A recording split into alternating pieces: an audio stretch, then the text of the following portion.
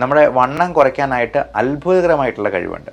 അപ്പം നമ്മൾ ഭക്ഷണത്തിന് മുൻപ് മരുന്ന് പോലെ കഴിക്കേണ്ട ചില സാധനങ്ങളാണ് ഈ പറഞ്ഞതെല്ലാം. നമ്മുടെ ഇൻഡസ്ട്രീനും ആമാശയവുമെല്ലാം ഒരു ചൂല് പോലെ അടിച്ച് വൃത്തിയാക്കി നമ്മുടെ ഉള്ളിലെ ടോക്സിൻസ് എല്ലാം പുറന്തള്ളാനായിട്ടും സഹായിക്കുന്ന അത്ഭുത ഗുണങ്ങളുള്ള ചില പച്ചക്കറികൾ തന്നെയാണ്. നമ്മുടെ ഭക്ഷണത്തിൽ ഇത്തരത്തിൽ ശ്രദ്ധിക്കാൻ പറ്റില്ല എന്നുണ്ടെങ്കിൽ നമ്മൾ എന്താണ് ചെയ്യേണ്ടത്?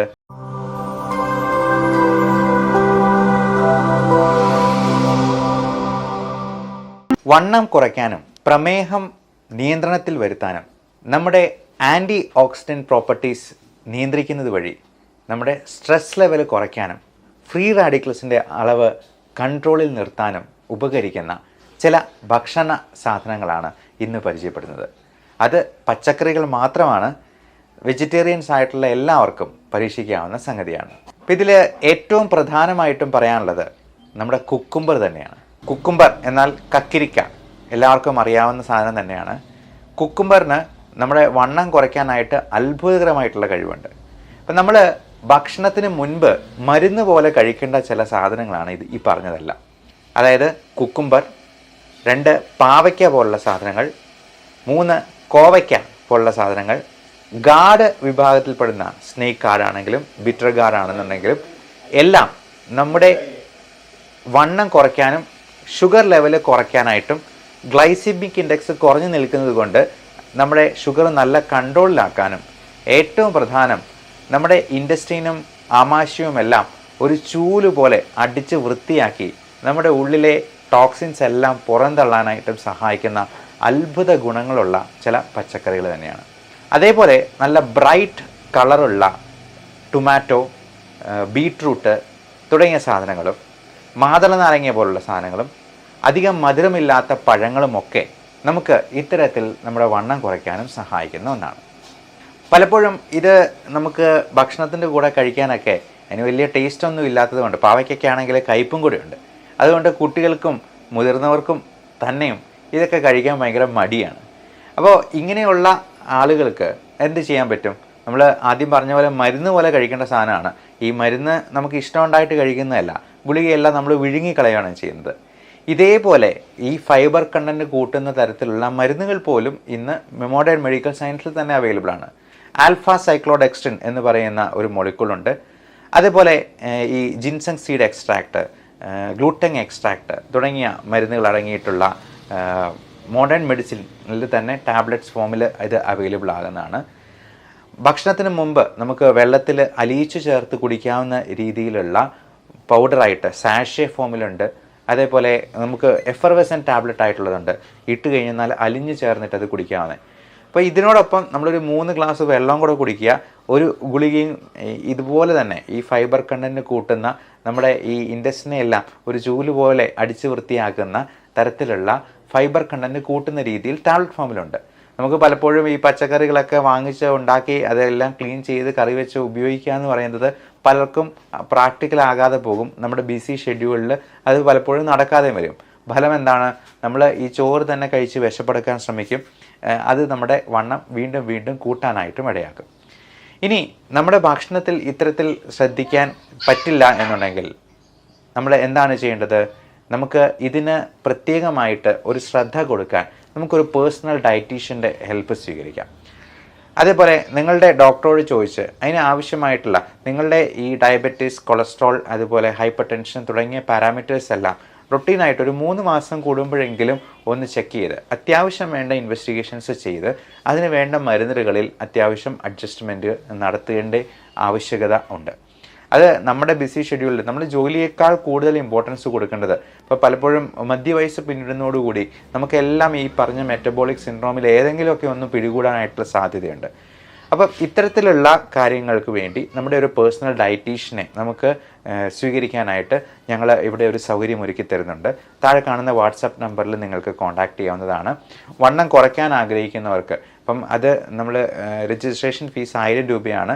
ഒരു മാസത്തേക്ക് കൃത്യമായിട്ടുള്ള ട്രെയിനിങ് പ്രോഗ്രാം ഉണ്ടാവും, ഡയറ്റ് ഉണ്ടാവും. അത് കൃത്യമായിട്ട് പാലിച്ചെന്നാൽ 100% വണ്ണം കുറയും. ഇനി കുറഞ്ഞില്ല എന്നുണ്ടെങ്കിൽ ആ പൈസ റീഫണ്ട് ചെയ്ത് നിങ്ങൾക്ക് തിരിച്ചു തരുന്നതാണ്. ഇത്തരത്തിലുള്ള കാര്യങ്ങളെക്കുറിച്ച് ഡോക്ടറോട് നേരിട്ട് കൺസൾട്ടേഷൻ വേണമെങ്കിലും ഓൺലൈൻ കൺസൾട്ടേഷൻ നമ്പർ 9567710073 എന്ന നമ്പറിൽ വാട്സപ്പ് ചെയ്യുക. അതിന് വേണ്ട ഡയറ്റും കാര്യങ്ങളും നമ്മൾ അവിടുന്ന് അയച്ചു തരുന്നതാണ്. എല്ലാവരും അവരുടെ ആരോഗ്യം സംരക്ഷിച്ച് മുൻപോട്ട് പോവുക. ഇപ്പോൾ നമ്മൾ സാധാരണ എല്ലാവരോടും പറഞ്ഞു കൊടുക്കുന്ന ഒരു ചെറിയ ഡയറ്റും കൂടി, ഒരു ഡയറ്റ് പാറ്റേണും കൂടി ഞാൻ നിങ്ങളോട് ഷെയർ ചെയ്യുന്നു. നമ്മൾ രാവിലെ തന്നെ എണീക്കുമ്പോഴത്തേക്കും ചായ കാപ്പി അത് മധുരമില്ലാതെ പാലൊഴിക്കാതെ കുടിക്കുക എന്നുള്ളതാണ്. ഇപ്പം മധുരം ഉപയോഗിക്കാനായിട്ട് ഭയങ്കരമായിട്ടുള്ള താല്പര്യമുള്ളവർക്ക്, അതായത് അത് ഒഴിവാക്കാൻ ഭയങ്കര വിമുഖതയുള്ളവർക്ക് നമ്മൾ യാതൊരു സൈഡ് ഇഫക്റ്റും ഇല്ലാത്ത ഈ സസ്യജന്യമായിട്ടുള്ള ഒരു ഷുഗർ ഫ്രീ സ്വീറ്റ്നർ കൊടുക്കാറുണ്ട്. സ്റ്റീവിയ എന്നാണ് അതിനെ പറയുക. അത് ഒരു സസ്യത്തിൻ്റെ ഒരു ഇലയാണ്. അത് ഇലയായിട്ട് വേണമെങ്കിൽ നമുക്ക് കൊടുക്കാം. ഇനി ഇലയിൽ നിന്നുണ്ടാകുന്ന പഞ്ചസാര പോലെ തന്നെ ഇരിക്കുന്ന വൈറ്റ് പൗഡറായിട്ട് വേണമെങ്കിലും കൊടുക്കാം. ഇതിന് യാതൊരു സൈഡ് ഇഫക്റ്റും ഇല്ല. 100% വെജിറ്റേറിയൻ സോഴ്സ് ആണെന്ന്. നിങ്ങൾക്ക് വേണമെങ്കിൽ സ്റ്റീവിയ എന്ന് പറഞ്ഞൊന്ന് ഗൂഗിൾ ചെയ്ത് നോക്കുക.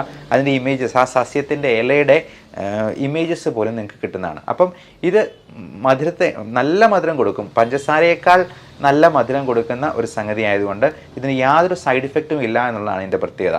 നമ്മൾ ഈ പഞ്ചസാര ഒരു മാസം ഒഴിവാക്കിയെന്നാൽ തന്നെ നമുക്ക് എത്ര കാലറി ലാഭിക്കുക. ഒരു ദിവസം തന്നെ പഞ്ചസാരയിലൂടെ നമ്മുടെ ഉള്ളിൽ ചെല്ലുന്ന കാലറി ഒരു 300-400 വരെ ആയിരിക്കാൻ സാധ്യതയുണ്ട്.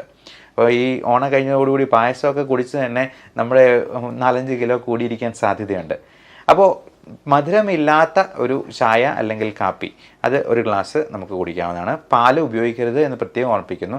ഇനി അഥവാ പാല് ഒരു തവണ ഉപയോഗിക്കുവാണെങ്കിൽ പോലും അത് ഫാറ്റ് ഫ്രീ അല്ലെങ്കിൽ ടോൺഡ് മിൽക്ക് ഉപയോഗിക്കാനായിട്ട് ശ്രദ്ധിക്കുക. ഇനി 8 to 9 സമയത്ത് നമുക്ക് ബ്രേക്ക്ഫാസ്റ്റ് കഴിക്കാം. ഇപ്പോൾ ഇൻ്റർമീഡിയൻറ്റ് ഫാസ്റ്റിംഗ് ചെയ്യുന്നവരാണെങ്കിൽ വൈകുന്നേരം നേരത്തെ തന്നെ ഫാസ്റ്റ് സ്റ്റാർട്ട് ചെയ്യുക. ഒരു 5 മണി 6 മണിക്കെങ്കിലും അത്താഴം കഴിച്ച് അവസാനിപ്പിക്കുക. അതിനുശേഷം 0 കാലറി ഡയറ്റിലേക്ക് പോവുക. ഇപ്പം നമ്മൾ രാത്രി എത്രയും നേരത്തെ കിടന്ന് ഉറങ്ങുന്നതാണ് നല്ലത്. കാര്യം എത്ര ലേറ്റ് ആകുന്നോ അത്രയും കണ്ട് നമ്മൾ അടുക്കളയിൽ കയറി എന്തെങ്കിലും മധുരപലഹാരങ്ങളോ കാലറി കൂടിയ ഭക്ഷണ സാധനങ്ങളോ കഴിക്കാം. അപ്പോൾ രാവിലെ 8 മുതൽ 9 വരെയുള്ള സമയത്ത് ബ്രേക്ക്ഫാസ്റ്റ് കഴിക്കുക. അത് കൂടുതൽ പ്രോട്ടീൻ റിച്ച് ആയിട്ടുള്ള ഫുഡ് കഴിക്കുക. അപ്പോൾ പയറ് മുളപ്പിച്ചത്, ബീൻസിൻ്റെ എന്തെങ്കിലും വർഗ്ഗങ്ങൾ, എഗ് വൈറ്റ് ആയിട്ടുള്ളത് കഴിക്കാം. പയറ് മുളപ്പിച്ചത് ഹാഫ് കുക്ക്ഡ് ആയിട്ട് കഴിച്ചെന്നാൽ അതിലെ ന്യൂട്രിയൻസ് ഒട്ടും തനിമ ചോരാതെ നമുക്ക് കിട്ടും എന്നുള്ളതാണ്. എഗ് വൈറ്റ് 3 എണ്ണം കഴിക്കാം. കാർബോഹൈഡ്രേറ്റ്സ് പരമാവധി കുറയ്ക്കുക എന്നുള്ളതാണ് നമ്മൾ ഏറ്റവും പ്രധാനമായിട്ട് ശ്രദ്ധിക്കേണ്ടത്. നമ്മളെപ്പോഴും കാലറി ഡെഫിസിറ്റ് ഡയറ്റിലേക്ക് പോവാം. അപ്പോൾ കാർബോഹൈഡ്രേറ്റ് ഉപയോഗിക്കുന്നുണ്ടെങ്കിൽ തന്നെ അത് ഒരു പ്ലേറ്റിൻ്റെ 4/1 മാത്രമായിട്ട് ചുരുക്കാനായിട്ട് ശ്രദ്ധിക്കുക. അത് ഇപ്പോൾ അരിയുടെ ആണെങ്കിലും ഒരു ദോശയോ ഒരു ഇഡലിയോ മാത്രമായിട്ട്. ഇനി നല്ലപോലെ വണ്ണം കുറയ്ക്കണമെന്ന് ആഗ്രഹമുള്ളവർക്ക് ഈ കാർബോഹൈഡ്രേറ്റ്സ് പരമാവധി ഒരു 0 കാർബ്സ് എന്ന് പറയുന്നില്ലെങ്കിൽ പോലും 0യോടടുത്ത് നിൽക്കുന്ന നെഗ്ലിജിബിൾ ക്വാണ്ടിറ്റിയിലോട്ട് മാറുക എന്നുള്ളതാണ് ചെയ്യേണ്ടത്. ഒരു 11 മണി സമയത്ത് നമുക്ക് ഒരു ജ്യൂസ് കുടിക്കാം. അത് മധുരമില്ലാത്ത പഴത്തിൻ്റെ, അത് വാട്ടർമെലൺ ജ്യൂസ്, തണ്ണിമത്തൻ്റെ ആയിരിക്കാം, അല്ലെങ്കിൽ ഒരു പേരയ്ക്ക കഴിക്കാം. അധികം മധുരമില്ലാത്ത ഒരു ആപ്പിൾ അതിൻ്റെ ഒരു മുറിയായിട്ട് കഴിക്കാം. അധികം മധുരമില്ലാത്ത ഒരു പഴം പുഴുങ്ങിയത് കഴിക്കാം. അപ്പോൾ ഇത് നമ്മുടെ വിശപ്പിനെ ഒന്ന് അമർത്താനായിട്ട് നമ്മൾ ആ സമയത്തൊരു വടയോ അല്ലെങ്കിൽ ഒരു പഴംപൊരിയൊക്കെ കഴിച്ചെന്നാൽ അതൊരു ഊണിനേക്കാൾ കൂടുതൽ കാലറി ഉള്ളിലോട്ട് പോക്കും എന്നുള്ളത് പ്രത്യേകം ഓർക്കുക. അതുപോലെ റോബസ്റ്റ പഴമാണെങ്കിൽ നമുക്ക് അധികം പഴുത്ത് പോകാത്ത, അധികം മധുരമില്ലാത്ത രീതിയിലുള്ള പഴം ഉപയോഗിക്കാനായിട്ട് ശ്രദ്ധിക്കാം. ഒരു 12:30-1 മണിയാവുന്ന സമയത്ത് നമുക്ക് ലഞ്ച് കഴിക്കാം. അതിൽ കൂടുതലും വെജിറ്റബിൾ അവിയലായിട്ടും സാമ്പാറായിട്ടും തോരനായിട്ടും പയറ് തോരനായിട്ടും ഒക്കെ ഉൾപ്പെടുത്തുക. ഫിഷ് കറി ആയിട്ട് കഴിക്കുക. ചിക്കൻ ആണെങ്കിലും കറി വെച്ച് കഴിക്കുക. അത് ഫാറ്റ് ഫ്രീ ആയിട്ടുള്ള ചിക്കൻ, നമ്മൾ റെഡ് മീറ്റ് പരമാവധി ഒഴിവാക്കാൻ തന്നെയാണ് പറയുക. ബീഫ്, മട്ടൺ, പോർക്ക് തുടങ്ങിയ സാധനങ്ങളും സീ ഫുഡ് ഐറ്റംസും പരമാവധി കുറയ്ക്കുക. ഫിഷ് എന്ന് പറയുമ്പോൾ തുണ്ടമീനല്ല ഉദ്ദേശിക്കുന്നത്. അയല, മത്തി, കൊഴുവ പോലുള്ള ചെറുമീനുകളാണ് ഏറ്റവും നല്ലത്. അത് കഴിവതും ഫ്രൈഡ് ഐറ്റംസ് കുറച്ച് കറി വെച്ച് തന്നെ കഴിക്കാൻ ശ്രദ്ധിക്കുക. 4-4:30 ആവുന്ന സമയത്ത് ബ്ലാക്ക് ടീ അല്ലെങ്കിൽ ബ്ലാക്ക് കോഫി കഴിക്കാവുന്നതാണ്. കൂടെ ഈ പറഞ്ഞ പോലെ എന്തെങ്കിലും ഫ്രൂട്ട് ഐറ്റംസോ അല്ലെങ്കിൽ അധികം കാലറി ഇല്ലാത്തതോ ആയിട്ടുള്ളൊരു സ്നാക്ക് കൂടെ കഴിക്കാനായിട്ട് ശ്രദ്ധിക്കുക. നമുക്ക് ഹോൾ ഗ്രെയിൻ ബ്രെഡായിട്ട് കിട്ടും. നല്ല തവിടോട് കൂടിയ, ഇപ്പം മില്ലറ്റ്സ് പോലുള്ള ധാന്യങ്ങൾ കൊണ്ടുള്ള, ചോളം പോലുള്ള അതുകൊണ്ടുള്ള പുട്ടോ ദോശയൊക്കെ ഉണ്ടാക്കി അതിൽ നല്ല തവിടുണ്ട് എന്നുള്ളത് കൊണ്ട് തന്നെ അതിലെ കാലറി കണ്ടന്റ് വളരെ കുറവായിരിക്കും. പണ്ടൊക്കെ ഈ മൂത്ത കുട്ടികളെ ഇളയ കുട്ടികളോട് പറയായിരുന്നു, നിന്നെ തവിട് കൊടുത്ത് വാങ്ങിച്ചാണെന്ന്. പക്ഷേ ഇപ്പോൾ അവരോട് തിരിച്ചു പറഞ്ഞുള്ളത്, തവിടിന് കൂടുതൽ പോഷകമൂല്യമുണ്ട്, തവിടിന് ഒരുപാട് ആൻറ്റി ഓക്സിഡൻറ്റ് പ്രോപ്പർട്ടീസ് ഉണ്ട്, അതുകൊണ്ട് തവിടാടാ അരിയേക്കാൾ കൂടുതൽ നല്ലത് എന്ന് വേണമെങ്കിൽ തിരിച്ച് വീമ്പ് പറയാം. 7 മണി മുതൽ 8 മണി വരെയുള്ള സമയത്തെങ്കിലും നമ്മൾ അതിനോടാകുമെങ്കിലും ഡിന്നർ കഴിച്ച് തീർക്കാനായിട്ട് നോക്കുക. ഇപ്പം ജോലിയൊക്കെ കഴിഞ്ഞ് പോയിട്ടുള്ളവർക്ക് 7 മണിയോടുകൂടിയേ ഡിന്നർ കഴിക്കാൻ പറ്റുള്ളൂ എന്നുള്ളതുകൊണ്ടാണ്. ഇൻ്റർമീഡിയൻറ്റ് ഫാസ്റ്റിംഗ് ചെയ്യാൻ പറ്റുവാണെങ്കിൽ ഒരു 5 മണി 6 മണി മാക്സിമം അതിനോടകം ഭക്ഷണം കഴിച്ച് അവസാനിപ്പിക്കാനായിട്ട് ശ്രദ്ധിക്കുക. അതിനുശേഷം ഇപ്പം വെള്ളമായിട്ടോ അല്ലെങ്കിൽ ഗ്രീൻ ടീ ആയിട്ടോ നമുക്ക് കുടിക്കാവുന്നതാണ്. ബ്ലാക്ക് ടീയോ ബ്ലാക്ക് കോഫിയോ രാത്രിയിലത്തേക്ക് കഴിച്ചെന്നാൽ നമുക്ക് ഉറക്കം കുറഞ്ഞു പോകാനുള്ള സാധ്യതയുണ്ട്. ഇനി വേറൊരു ചെറിയ ഒരു ടിപ്പ് കൂടി പറയാം. നമുക്ക് ഉറക്കം ഉണ്ടാക്കാനായിട്ടുള്ള പല മരുന്നുകളുണ്ട്. ഈ അലർജിയുടെ ലിവോസിട്രസിൻ മുതൽ പല പെയിൻ കില്ലേഴ്സിനും മറ്റ് പല മരുന്നുകൾക്കും ഉറക്കം വരുന്ന ഒരു സൈഡ് ഇഫക്റ്റ് ആയിട്ടുണ്ടാകും. നമുക്കതിനെ പോസിറ്റീവായിട്ട് ഒന്ന് മോഡിഫൈ ചെയ്ത് ഉപയോഗിക്കാം.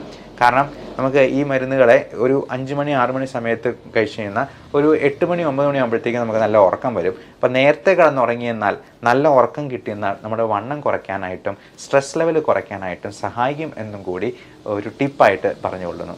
Every one take care of your health. Love and regards doctor Bibin Jose, Pulma medical centre, Pala, Kanjirappally and Sultan Bathery.